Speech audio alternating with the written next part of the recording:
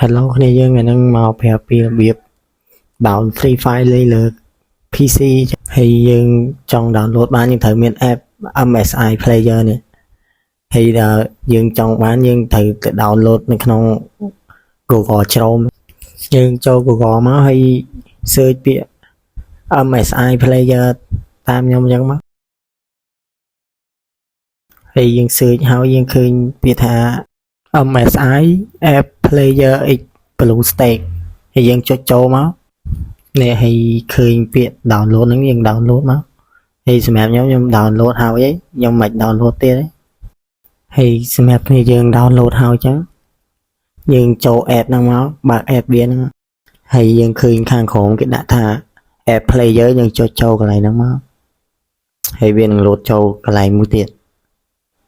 គ្នាយើងចាំទីវាកំពុងអត់ដែរនេះហើយមកដល់កន្លែងនេះយើងឃើញពាក្យថា My Game នៅខាងលើនេះយើងចុចចូលមក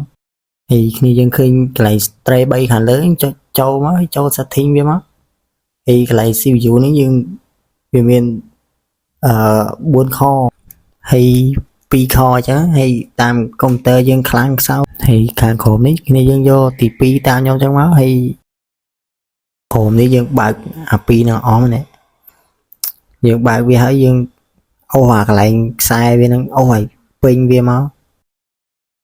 save កន្លែងនេះតែបើខ្ញុំ save ហើយហើយអាកន្លែង display នេះយើងមើលតាមកុំព្យូទ័រយើងមានប៉ុន្មាន Hz អញ្ចឹងណាយើងដាក់តាមហ្នឹងមក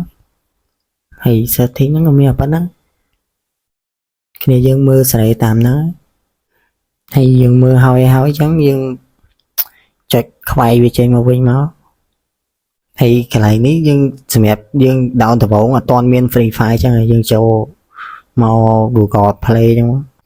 ហើយយើងចុចកន្លែង search អញ្ចឹងមកនេះហើយយើង search កន្លែងនេះ search Free Fire អញ្ចឹងមកហើយបញ្ជាក់កន្លែងហ្នឹងគ្នាយើងបើចង់លេង smooth យើងត្រូវ download Free Fire Make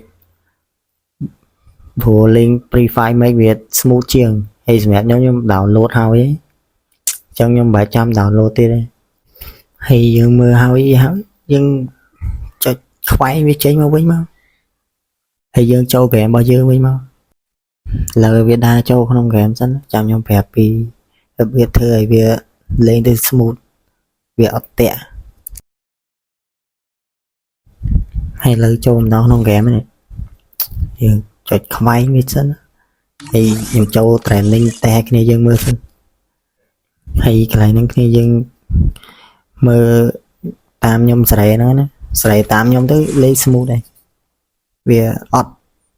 ឆ្លងអត់អីចឹងណាហើយកន្លែងនេះគ្នាយើងឃើញអាកន្លែងក្តារនេះមើលតាមម៉ៅខ្ញុំចុចនេះកន្លែង setting ហើយអានេះកន្លែងបិទបើកក្របម៉ៅ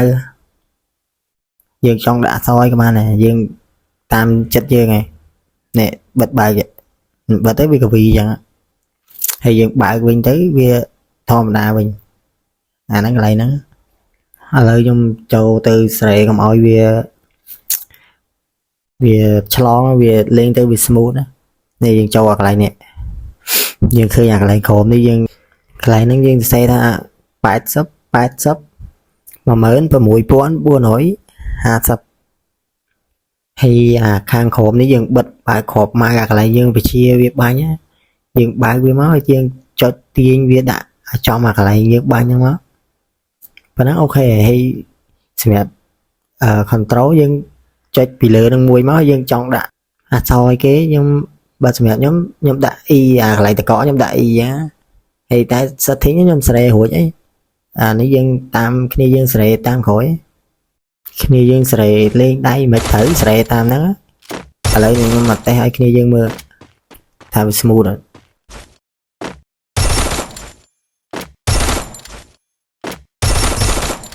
ហើយវីដេអូយើងក៏មានតែប៉ុណ្្នឹងណាអរគុណគ្នាយើងសម្រាប់ការចូលមើលហើយបើពេញចិត្តវីដេអូមួយហ្នឹងចុចមេដៃហើយ follow ខ្ញុំម្នាក់មួយហ្នឹងគ្នាយើងខ្ញុំមានវីដេអូបង្រៀនគ្នាយើងថ្មីទៀតអីចឹងណាអរគុណគ្នាយើងជំរាបលា